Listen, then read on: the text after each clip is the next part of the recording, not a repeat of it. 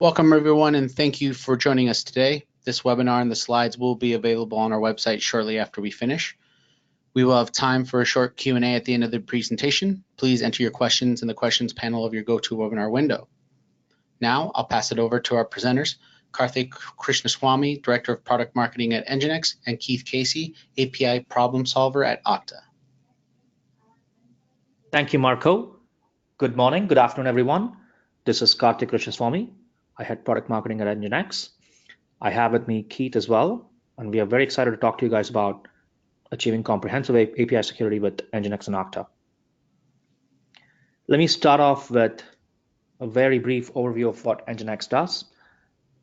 At our core, we have our data plane, all-in-one, software-based, load balancer, reverse proxy, web server, API gateway, WAF, content cache. So really there's a whole bunch of things. We of course have an open source version of our data plane. Built on top of this data plane, we offer three main solutions: application delivery, API management, and an upcoming module, service mesh, offered via the control plane, NGINX controller, providing you with analytics, capability to control and achieve policy-based management. We also have an open source app server, dynamic and polyglot app server called NGINX Unit. Supports 7 different languages. It's available via open source. Would love for you guys to check it out from Docker. It's available as a container. All right, but we are here to now talk about API management and achieving comprehensive security. Right. So I want to start with sort of drivers for API adoption. 3 main drivers that I see. First and foremost, APIs help break down silos and unlock data that may exist in silos in these organizations. So you can imagine data existing within the marketing organization, data within the supply chain, with customer support, and how do they all access this data via APIs. Fosters increased collaboration amongst developers. I remember in my previous company where we sold enterprise software, the customer support team, whenever a customer called in with a problem, they first have to determine if the customer is current on support or not. The way to do that was to use our CRM systems, was to inquire our CRM system via APIs to determine whether the customer was current on support or not. If we didn't have that mechanism, all of the information about the customer had to be duplicated in the customer support systems databases, and that's really not efficient. The other big driver for APIs these days are microservices, and I'll talk more about microservices subsequently. But essentially, it's a new approach to software development where you break down what's called a typical monolithic application involving the logical tier, presentation layer, and the data layer. You're breaking that down into smaller chunks, smaller components, and each of these components does one thing and one thing only. Let's say, authentication or notification, shopping, checkout, and brings a lot of benefits. But essentially, the way these microservices communicate amongst each other are using APIs. So that's another big driver for APIs. So this breaking down silos and connecting microservices, they are internal APIs. We also have external APIs, meaning these are APIs that an enterprise exposes to their partners, customers, developers to build third-party apps based on these APIs, right? They are new sources of new digital revenue streams. So way back in 2014, I've read metrics where 50% of Salesforce revenues comes from APIs and 90% of Experia's revenues come from APIs as they expose these APIs to, again, their network of customers, partners, suppliers, and third-party developers. So those are some of the drivers for API adoption. To give you a graphic visibility into how fast they've been growing, we have some metrics from Programmable Web. This is a reliable source of APIs, of the API economy. They maintain a directory of APIs, public APIs being used in web and mobile apps. And as you can see, the trend has been really, we're seeing an explosive growth of APIs. On average, about 175 APIs since, I believe, January 2014 are being added on a monthly basis. Rise of APIs for microservices, as I mentioned, breaking down a monolith into smaller chunks. And the benefits are, brings more autonomy to each software development team. You're able to roll out features faster because each and every team can develop their own specific capability. You're able to scale faster. You just need to be able to, if you want to handle Thanksgiving traffic, you just need to be able to handle one or two services rather than the entire monolithic application. So there are lots of benefits, and because of that, as you can see some stats there, 86% of enterprises expect microservices to be the default application architecture in 5 years, and citing agility and scalability as the top motivators, right? And certainly adoption of microservices, enterprises with over 1,000 APIs, microservices is the key reason why these enterprises are embracing APIs as well. So NGINX controller API management module. NGINX controller, as I mentioned, is a control plane that allows you to deploy NGINX Plus instances as load balancers, as API gateways across a multi-cloud environment at scale. So if you have 100 NGINX Plus instances, you can use NGINX controller to deploy them, again, in a multi-cloud environment. With the API management module, you're able to define APIs, monitor them, analyze, perform basically manage traffic, secure, monitor, and analyze via an intuitive GUI. And again, these NGINX Plus API gateways can be deployed in any environment, bare metal, public cloud, private cloud, because it's a container. Controller also can be deployed in any environment. So you're able to achieve true multi-cloud versatility with both controller and API gateways with the API management module. A deeper dive into what API management is. So API management entails all of the elements that are detailed in that diagram there, right? Starting with defining and publishing APIs. So it's a framework where it's a environment where you can actually define the APIs, whether it's internal or external. If you want to expose pricing or inventory data to third parties, start with defining them. You should be able to secure them. And security is often just an afterthought after the architecture and planning of your APIs. It should not be that way. API management must take into account various aspects of security, such as authenticating, authorizing API clients, the clients that are consuming your APIs, ensuring that you're not preventing basically DDoS attacks. And finally, when an API call is invoked, when the call is has to be processed by the backend, securing the backend as well. So every element of the API touchpoint, security is involved, and API management should allow you to achieve comprehensive security. And we'll go over that in more detail. Traffic management, once you've sort of defined the APIs, secured them, actually managing the traffic. So when an API call is invoked, how is it routed to the backend? What is the most efficient way? And how are the results transmitted back to the client in a performant manner? That's what traffic management is. And NGINX Plus is one of the most widely used API gateways. Once you've sort of defined it, you have traffic running for your APIs. For the INO teams, they need to monitor, which APIs is there a slowdown with a particular API call. Why is this API returning a lot of errors? When do we see a slowdown? To be able to address all of these situations, they need robust monitoring capabilities. That's for the typical INO folks. You also have need for analytics around API usage. So which developers are using our APIs, which APIs are used most, which APIs are used least. These are metrics that are tracked by an emerging role called API product manager.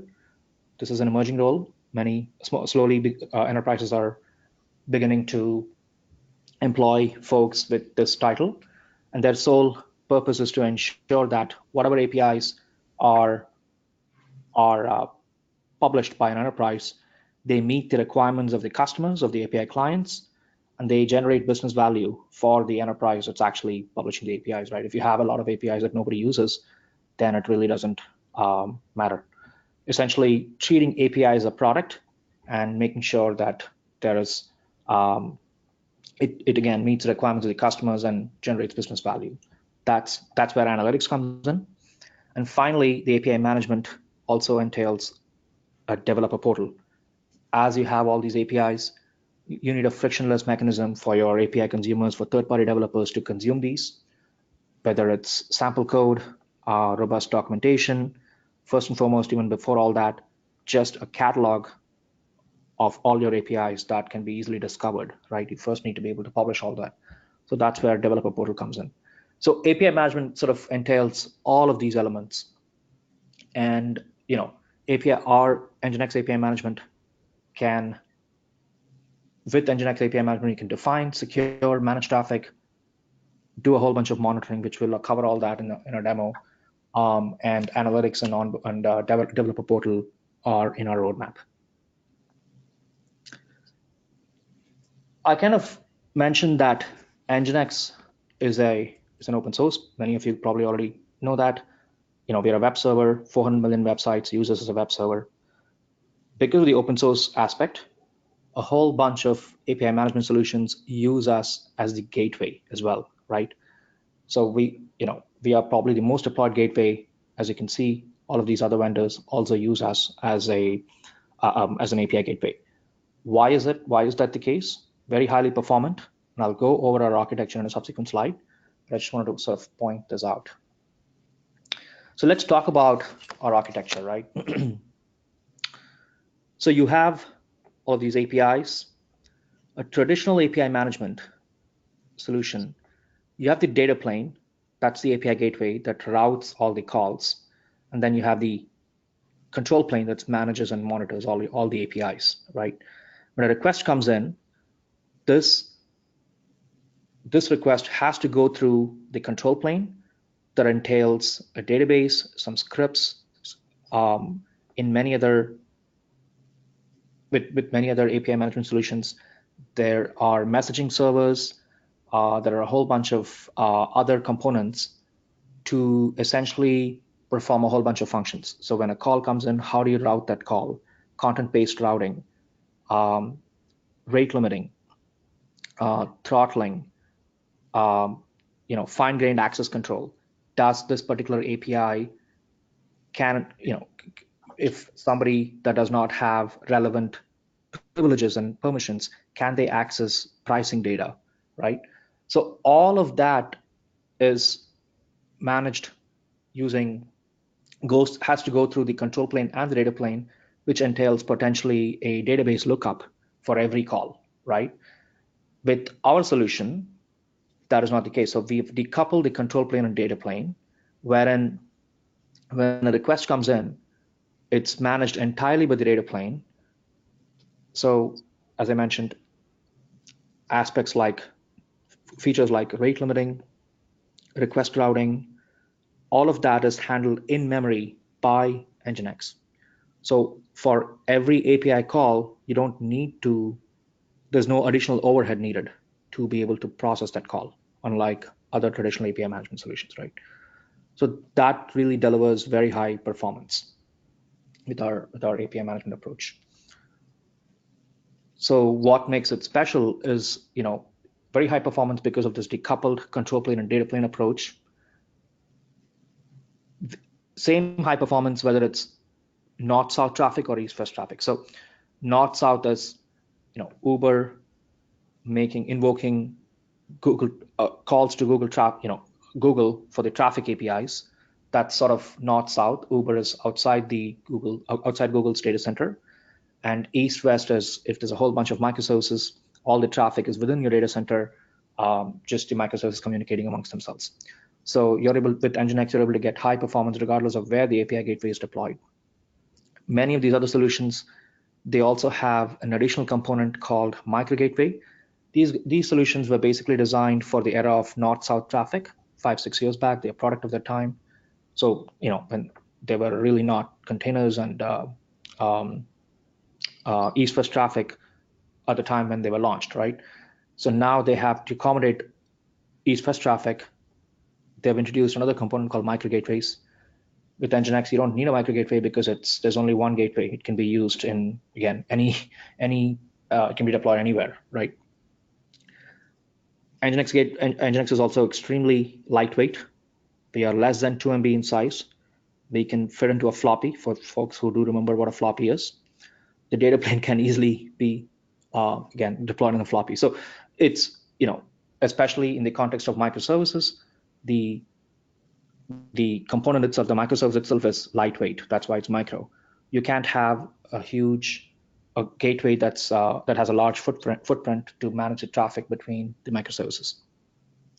And of course, it's easy to deploy and reduces complexity because you don't need as many components, and because of the architecture, the decoupled architecture that I outlined. And of course, it's also portable, flexible. You can deploy it in any environment because it's just a container, right? So public cloud, bare metal, private cloud. So that's what makes us different, right? Now, these are the specific key capabilities. Again, many of this I'm not going to go over each and every aspect. It will be covered in the demo, starting with definition, publication, rate limiting. When you have a DDoS attack, to prevent a DDoS attack, rather, you can apply rate limits so that you're not flooded with a whole bunch of API calls that don't make sense. Authentication, authorization, Keith will cover that as well. Monitoring, there's a dashboard, easily troubleshoot issues with alerts, and of course support for multi-cloud environment. From a security standpoint, touched upon this earlier, 3 main API touchpoints, starting with the API clients that are consuming your APIs. So whether it's a third-party application, whether it's another microservice within your entire set of microservices, you need to first be able to authenticate and authorize and authenticate, reliably determine the identity of the caller. Are they really who they say they are? Do they have the right privileges and permissions to access a particular API? So that's where you have chalk tokens, you have API keys as well. So that's one aspect of security. Securing the API itself, what I call the entry point. If somebody is making a call to http://product.example.com, again, setting rate limits or throttling when to make sure that there's no DDoS attack. And finally, securing the backend using TLS and HTTPS. When the call is actually made, as the call is forwarded to the right backend to be processed, you need to secure that communication path as well. So both Okta and NGINX Controller can help you with achieving comprehensive security. Now I'll hand it off to Keith, who will cover how Okta fits into how Okta can also complement what NGINX offers in terms of API security. Excellent, thank you for that. So as Karthik noted, hold on just a second. Okay, as Karthik noted, NGINX does a lot of things. There's a key fundamental, a whole series of steps that things fit into and that it takes care of. Okta, we see the world, we see the world as a couple different problems that we specifically are addressing. So it's absolutely worth asking, how does Okta fit into this? The first thing is that the way we see the world, it's kind of broken. We have really 3 groups out there. We have developers who are building and deploying APIs. You have the integration architects over on the other side who are using those APIs to build things, whether it's plugging microservices together, well, whether it's mobile apps, whatever the case may be. And those two groups have two goals in life. They want to build something useful and go home. That's it. Everything else feeds into those things. Whether they want things, whether they need things to be stable, that's about being able to go home and know that they can stay home. Whether that's reliable, whether that's maintainable, it's being able to do good work quickly. And then we have our security architects in the middle. And the security architects have one goal in life, and that's to say no. Actually, that's not fair. We give our security architects a bad reputation. Fundamentally, their goal is to protect the organization. And as much as sometimes we frustrate each other from the developer side to the architect side, or security side, we have to remember that fundamentally, when we make mistakes, when we deploy something that has issues, that has vulnerabilities, whatever, the security architects are the ones who suffer. So the way we see the world and how we approach this is we want to separate these responsibilities. We want to allow the developers to build amazing, great, cool things. We want to allow the integration architects to then apply them and build cooler, better, even better things. And we want the security architects to have confidence that when something is deployed, it follows existing policy, existing practices, and that they're not going to get a call at 2 a.m. and they're not going to see their company's name on the front page of the New York Times. So with that in mind, this is how we see the world, and obviously it's very compatible with Karthik's view of the world. Full lifecycle API management does a lot of things. Whether we're talking about lifecycle, he talked about being able to publish API definitions and standards. Whether it's the interface of actually being able to design those and configure those. Access management, that's obviously the key and fundamental to ours. Consumption with the logging and tracking, and the business goals of what are the actual analytics that this API is driving for the business. Obviously, we care about this main center pillar. It's not that the others are unimportant to us, it's just that it's not what we're good at. It's not what Okta's focus is. So we lean on NGINX to be able to provide the rest of the picture for us. So that's sort of how we approach API access management. It's very much let NGINX do what it's good at, the logging, the monitoring, the publishing, all that management layer, and let us do what we're good at. So API access management, it boils down to a couple different pieces. There's the internal side and the external side. The external side is on the left there. It's an OAuth 2.0 authorization server. We implement about 15 of the OAuth 2.0 extensions, including OpenID Connect and all those things. We're a certified provider. We try to make that fundamentally as boring as possible, because boring is good, boring is predictable. Boring means that's the thing that is not going to make you get calls at 2 in the morning. That's our approach on that side. On the other far side there, the easy and centralized administration across APIs. This is core Okta. This is what we do. We want to make sure that there is one identity for a user or for a microservice, and that identity is applied consistently with authorization policies that are consistent, audible, reviewable, all those sorts of things. And that's applied through that middle circle there is our identity-driven policy engine. It's the idea that when somebody comes into your API and connects to it, whether it's a microservice or a user, that based on group membership, based on where they're connecting from, based on time of day, they have a different experience at different steps of the process. So like I said, it's all OAuth 2.0. It's nothing exciting there. We like it that way. We don't want to surprise people with how things work. The policy engine in the middle is what sort of binds everything together. So we can define access policies based on the user profile, such as here's this person's title, here's their position in the organization, the group membership, whether they're part of the developer team or maybe the legal team, different access accordingly. IP address. IP address is probably one of the more interesting and important ones. My sort of rule of thumb, if Michael is in HR and normally approves raises, Michael working from his desk on the corporate network at 10 a.m. to approve raises is probably okay. Michael working from Las Vegas at 2 a.m., probably not okay. Just being able to make decisions based on that sort of information is vitally important. So fundamentally, we try to make this approach as simple as possible. So if you're familiar with SSO in general, or SAML, OpenID Connect, whatever, it's the exact same pattern, where somebody wants to connect to an API, they go through the Okta authorization servers, they come back with a token, and then they can make a request. So with that, I'm going to go ahead and go into the demo. So I will pop open to command line, because command line is always more fun. So I'll make a simple request to one of my favorite APIs out there. Let me make this just a little bit bigger here. So I'll make a request to one of my favorite APIs out there, and that's swappy.co API starships. So actually, let me just copy and paste my line here. Swappy.co is the Star Wars API. So if you've actually, let me make this a little bit cleaner here.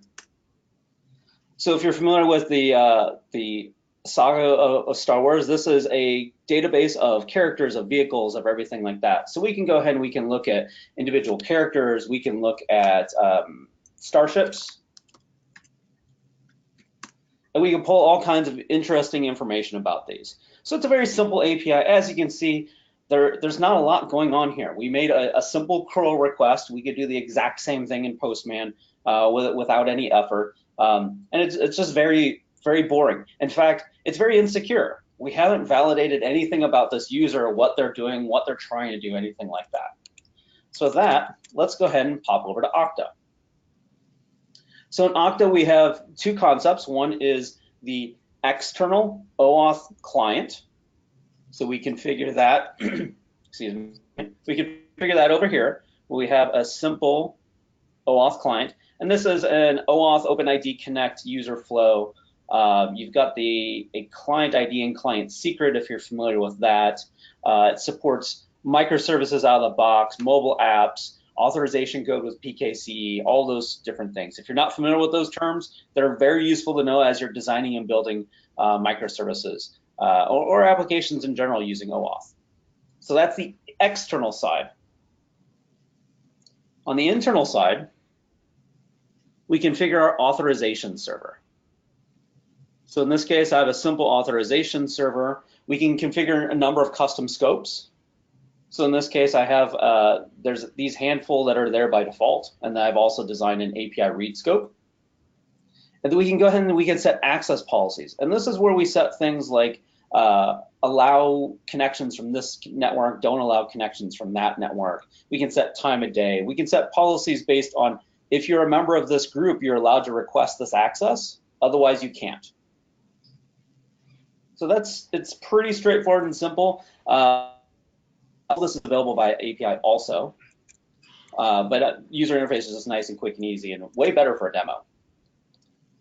So then on the other side of things, we have our starships and our people endpoint set up with NGINX, and that's going to route to my server behind the scenes of demo.kzsoftware.com. It's pretty simple, pretty straightforward.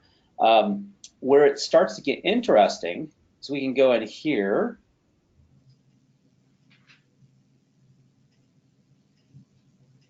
And then we can start adding policies. So if you notice, right off the bat, we didn't do any sort of authorization, any sort of validation of this user. So let's add a simple policy. Let's do JWT authentication. We need to select a key file. And a key file is how this gateway can actually retrieve the keys that we use to sign the token and validate, yes, this is a valid token. And I downloaded that earlier, so it's right here. So I have that available. It's going to come across as a bearer token, and I can go ahead and hit save. So now we have that available, and then we have to come down and we publish it. And if all goes well here in just a moment, we will have a published message, and then everything should work, or work a little bit differently. All right, everything's successfully published. So over here, I'll go back to the command line, and now I'll make a little bit different request. and I'll make a request to just the proxy now. So it's going to demo.ksoftware.com/starships. So now when I do a curl, it fails. It failed silently, so there might be a problem there, but realistically, if we just add the -I, we can get the actual headers behind the scenes. We can see it's failing with a 401 not authorized. So it's failed exactly the way we expect it to. And so now we need to get an OAuth token. So with that, I'm going to go ahead and open Postman. You can see the exact same request here. It fails with a 401 not authorized right here. So that's exactly what we're expecting. So this is good. So now we'll go ahead and we'll set up, we'll use the authorization that we used before. We'll use OAuth 2.0. So I'll go ahead and get a new access token. This auth URL is provided by Okta, along with the token URL, so that it knows where to get those things and everything. This client secret does work for my server right now. I will change it right after this call, so don't bother copying it down. And I'll go ahead and request a token. So now this has actually come to my Okta website, danger.oktapreview.com, to be able to set up login. So I say Keith at okta.com. I go ahead and put in my password and I sign. And if all goes well, there's my access token. So I'll actually copy that and we'll take a quick look at it just to show what the contents of it are. So now when I put it in there, you can see it automatically decodes from JSON-WebToken.io, and you can see this token is me. Let's see, the scope is API read, which is reasonable because that's the scope I originally requested. Oops. That's the scope I originally requested here of API read access. And we've got the time the token was issued at, the expiration date, the issuer, so we know that this definitively came from Okta, all those sorts of things. And if we load the signing key in here, we could validate the token right here. So let's go back over here. And now, when we've gone through this flow, we said get new access token. It automatically populated the authorization header here.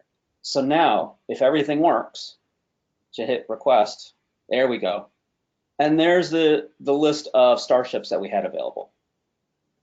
So this is every starship currently listed in there. There's the Millennium Falcon, Y-Wing, all that sort of stuff. And in fact, if we want to do this from the command line again, we can copy and paste this. You can see it's just going to the starships. It's got our authorization header. So now when we go back to the command line here, we can make this request. Once again, it's not too bad. And you can see all the information is there. So the big things we really want to talk about and show here is that, one, your existing API structure, it doesn't take a lot of modifications. I didn't have to change the API configuration behind the scene. I set up in Okta, I set up an authorization server. I set up a client application that it could connect through. And then on the consumer side, I changed it to use OAuth 2.0 instead of no security beyond that. And then on NGINX, I wired the two together, and I said this new proxy that I'm going to use is going to go ahead and plug into this behind the scenes. So now we've got all the rate limiting, the API control, the logging, all those sorts of things through the proxy sitting in front of my server, and we've got Okta handling all the authorization. Now, obviously setting this up, I had a number of things set up in advance. Going from nothing to this fully set up, assuming you have a fully functional API in front. I've done it in as little as about 20 minutes. I suggest the first time, set aside a couple hours and play with it and explore it. But it requires a very little configuration on either side to turn your sort of bare API that's sort of out there and available to the world into something that's relatively secure. So I already have one question, then I'll hand it back to Karthik. So the question is the Okta OAuth server hosted on-prem or as a service? Okta is 100% cloud-based. We have global presence in AWS data centers, so it is entirely as a service. And if you're interested in that, definitely check out developer.okta.com and sign up. And this is my product that I live and breathe, so happy to talk about that more. And with that, I'm going to hand this back to Karthik for his portion. Yep. Thanks, Keith. And if I could share my screen, I could do a little bit. Okay, thank you. Thanks, Keith. That was a great demo. I wanted to just extend some of the other security features that we have as well on our side. Keith talked about, so this is the Starships API that Keith created. We have a dev environment. We can add additional policies here. Keith showcased JOT. We can apply rate limits, API key. So for rate limits, it's basically select the key for simplicity purpose, client IP address, 100 per second. And then what do you do if you exceed it, right? What do you do when you reach that limit, rather? Reject immediately, and there are other kinds of mechanisms you could take to address that, and the error code that you can apply when this limit is reached, right? You can also, on a per route basis, you could also apply specific policies. So for example, again, for this particular API call, you can create a separate policy. Let's see, sorry. People API policy, and you can say allow, and here you could actually provide a JOT claim, right? So, if this should be accessed only by admins or only by a certain kind of users, you could specify that, right? Equals rather admin, right? Sorry, AUD. So you could do that as well. So you can basically have fine-grained access control, again, as to who can and cannot access each and every specific API. And of course, all of this you can publish it. So that's the API side. Other aspects around controller, you get an overview dashboard, sort of a out of the box dashboard if it populates, just to give you a snapshot of the health of your applications, health of all the APIs in this case.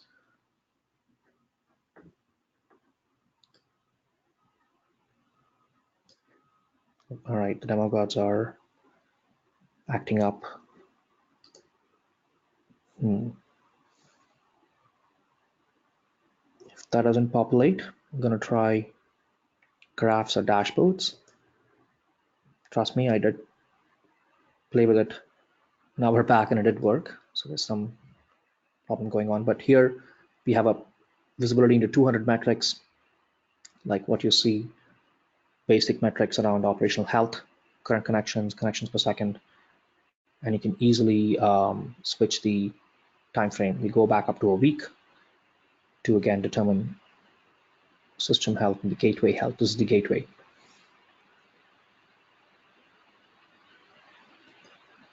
All right, apologize if it's not.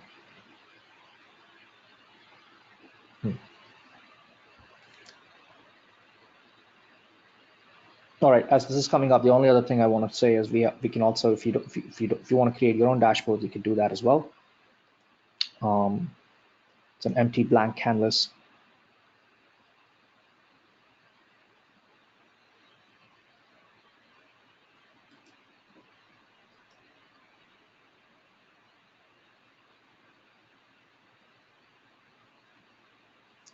Where you can create a new set. So for example, if you just want to, if you're interested in NGINX performance metrics, if you select this, you can select, let's say there is a prod instance, and it will automatically start populating these graphs. You can also create your own graph based on specific metrics that you're interested in. So if you are interested in cache metrics, you can do that. So those are some of the two other capabilities that I'd like to showcase. Right? Questions that I have, we'll come back and see if it populates. I think I am doing this webinar from home. I don't know if it's a network connectivity, but apologize. So questions that I have are, is the rate limit individual per data plane, or can you define a cluster configuration and broadcast that to all nodes? There's a related question around clustering. Rate limit is per data plane. You could apply that rate limit for the entire cluster, that is available. So sorry, let me take a step back. It's available from the way we introduce these features. First, we introduce it in the data plane. So it's available in the data plane. It's not yet available on our controller. So that is in the roadmap, but it's first and foremost, the data plane needs to support it. It is supported in the data plane. It's just not made available via the controller. The cluster-wide rate limiting capability. That is again in the roadmap.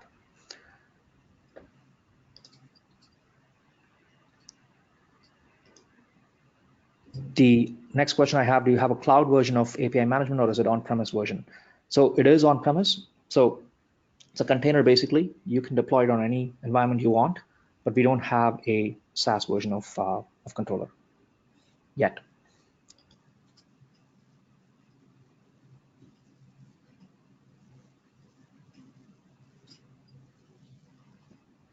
So the next question I have is, when it is mentioned that the NGINX control plane does not talk to the data plane for API management, how does which component in NGINX talks to Okta for authentication? It is true. So yes, the data plane is the one that has the responsibility for authenticating and authorizing requests and managing the Okta interface. That's again handled by the data plane efficiently. The control plane is not involved. You do use the controller for setting up the policies, as we just demoed, the rate limiting policy, JOT authentication. After that, it's published to the gateway, and then the gateway is the one that's handling all this. The questions around transformation, REST to EDI, REST to XML, I guess. We don't do any transformations at this point. I think most of the API traffic that at least our customers and what we have seen is REST. And we are at this point focused on just handling REST API calls. I see a question about, can you define rate limit per Okta user or group? I haven't seen a good approach for doing that. The best sort of interim I could come up with off the top of my head is that in NGINX, you can limit it by IP address. So if you have a user-oriented flow, such as authorization code flow or implicit flow, then in that case, a user does map pretty cleanly to an IP address. So you could definitely implement it that way.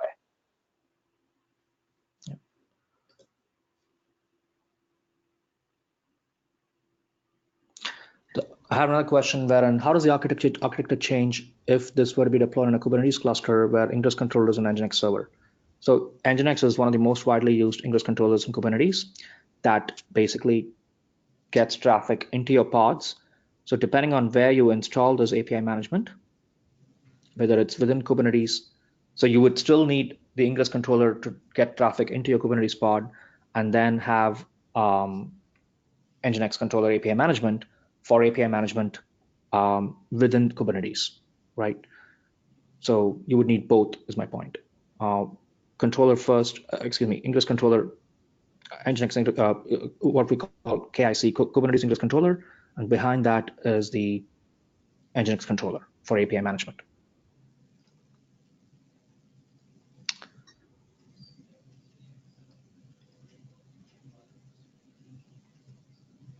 Right, so there was another question around, how do you compare this with Apigee Edge? So Apigee definitely has, it's a leader in API management. They've been around for a very long time, really robust set of features, excellent dev portal and analytics. Now, how we differ from Apigee, and we have a customer that's actually replaced their Apigee with NGINX API Gateway, is because of the decoupled architecture that I mentioned.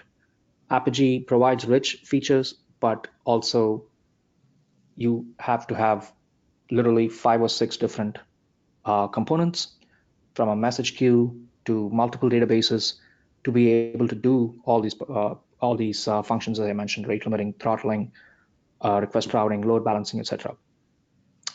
And also not really designed for microservices. Again, they do have a micro gateway component, but it's one other component on top of the 6 additional components that you need to worry about deploying and installing and maintaining, right? So in terms of reducing complexity and performance and applicability to microservices, I would say NGINX is a better solution. But of course, again, they have robust dev portal and analytics capability as well.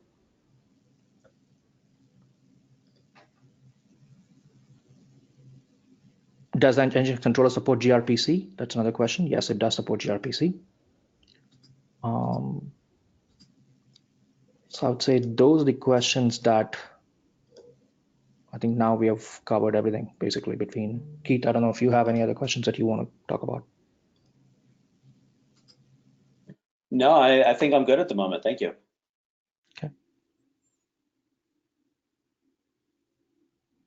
Great, folks. Thank you. Thank you for joining. This will be available.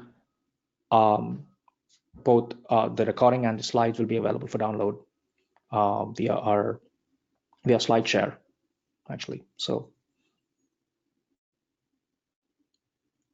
this concludes the webinar then. Great. Thank you, everybody. The slides and the webinar will be made shortly after we conclude. Thank you and have a great day. Thank you.